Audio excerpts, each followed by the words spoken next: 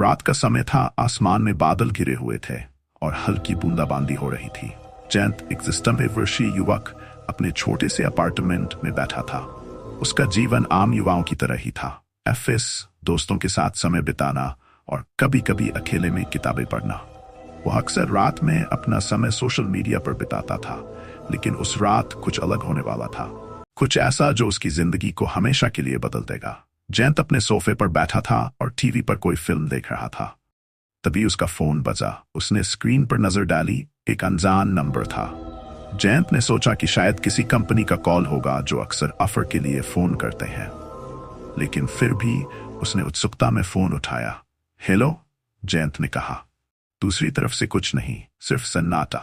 Hello, उसने फिर से पूछा, लेकिन अब भी कोई जवाब नहीं मिला। कुछ सेकंड बाद फोन कट गया। जयंत ने इसे नजरअंदाज कर दिया और फिर से अपनी फिल्म देखने लगा। कुछ देर बाद फिर से वही अनजान नंबर से फोन आया। इस बार जयंत थोड़ा सा चिंतित हुआ, लेकिन उसने फिर से फोन उठाया। हेलो, कौन बोल रहा है? उसने थोड़े सख्त लहजे में कहा। फिर से वही सन्नाटा। कोई आवाज नहीं, कोई शोर नहीं। उसने फोन काट दिया और इस बार नंबर ब्लॉक करने का सोचा, लेकिन कुछ सोचकर रुक गया। रात को सोने से पहले जब वह अपना फोन चेक कर रहा था, तब फिर वही कॉल आई।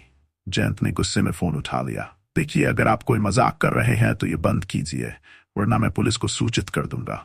लेकिन इस बार दूसरी तरफ से हल्की सी आवाज आई, एक फुसफुसाहट। जयंत का दिल तेजी से धड़कने लगा। उसकी सांसें थम गई। कौन हो तुम? मुझे कैसे जानते हो? उसने घबराते हुए पूछा, लेकिन फोन फिर कट गया। उस रात जयंत को नींद नहीं आई। वह बार बार उस अजीब फोन कॉल के बारे में सोचता रहा। कौन हो सकता है जो उसका नाम जानता हो और इस तरह से फोन कर रहा हो? अगले दिन ऑफिस में भी जयंत का ध्यान काम पर नहीं था। उसका दिमाग लगातार उस फोन कॉल में उलझा हुआ था। दिन भर उसका फोन चुप रहा, लेकिन जैसे ही रात हुई और वह अपने अपार्टमेंट में अकेला बैठा, फिर से वही फोन कॉल आ गई। इस बार जयंत ने तय कर लिया कि वह इस रहस्य को सुलझाएगा।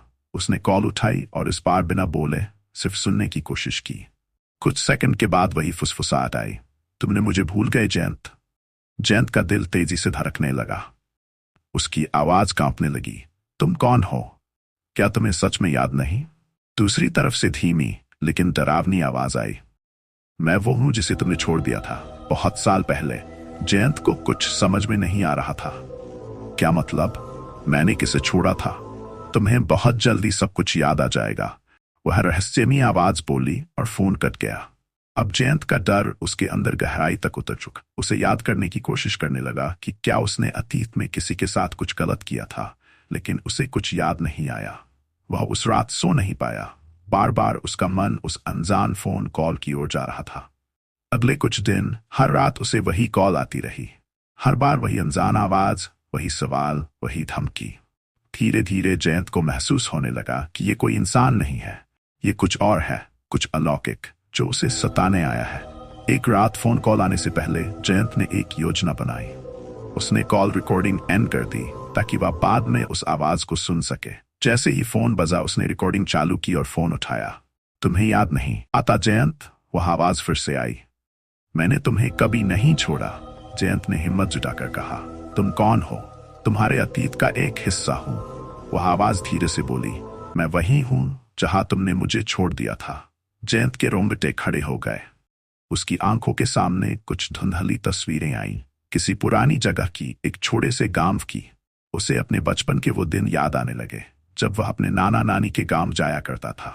क्या ये वही जगह थी? क्या तुम गांव से हो? उसने घबराते हुए पूछा। हाँ, और मैं अब तुम्हारे पास आ रहा हूं। ये सुनते ही जयंत के हाथ से फोन गिर गया। उसकी सांसें तेज हो गई और उसका शरीर पसीने से भीग गया। उसने किसी तरह से फोन उठाया और रिकॉर्डिंग को सुना। आवाज वही थी, लेकिन वह और भी डरावनी लग रही थी। अब जयंत का ध्यान पूरी तरह से उस रहस्यमयी आवाज और उसके पीछे के सच पर था।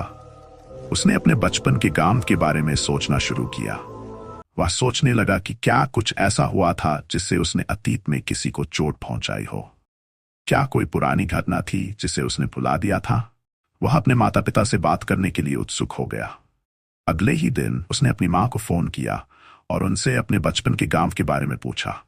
माँ, क्या आपको कुछ याद है कि जब मैं छोटा था गांव में कोई अजीब घटना हुई हो?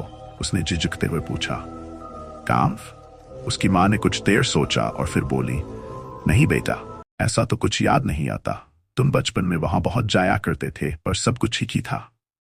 जयंत को और उलझन हो गई। उसने फोन काट दिया और अपने दोस्तों से बात करने की सोची, लेकिन उसे लगा कि वे उसे पागल समझेंगे। अब उसके पास सिर्फ एक ही रास्ता था, वह गांव जाकर खुद सच्चाई का पता लगाए। अगले दिन वह गांव के लिए निकल पड़ा। वहां पहुंचते ही पुरानी यादें ताजा हो गई। गांव अब भी वैसा ही था जैसा वह छोड़कर आया था। उसने गांव के पुराने घरों और गलियों को देखा। तब और धीरे धीरे उसे सब कुछ याद आने लगा। वह उस जगह गया जहां वह बचपन में खेला करता था। वहां उसे एक पुरानी टूटी हुई झोपड़ी दिखी, जो पहले कभी उसकी पसंदीदा जगह हुआ करती थी, लेकिन अब यह जगह बेहद डरावनी लग रही थी। अचानक उसे कुछ याद आया। एक पुराना दोस्त जिसका नाम आर्यन था। बचपन में वे दोनों बहुत अच्छे दोस्त थे, लेकिन एक दिन आर्यन अचानक गायब हो गया था। गांव के लोग उसे खोजते रहे, लेकिन वह कभी नहीं मिला। क्या वह आर्यन था जो मुझे फोन कर रहा है? जयंत ने खुद से पूछा। उसके कदम तेजी से उस पुरानी चौपड़ी की ओर बढ़े।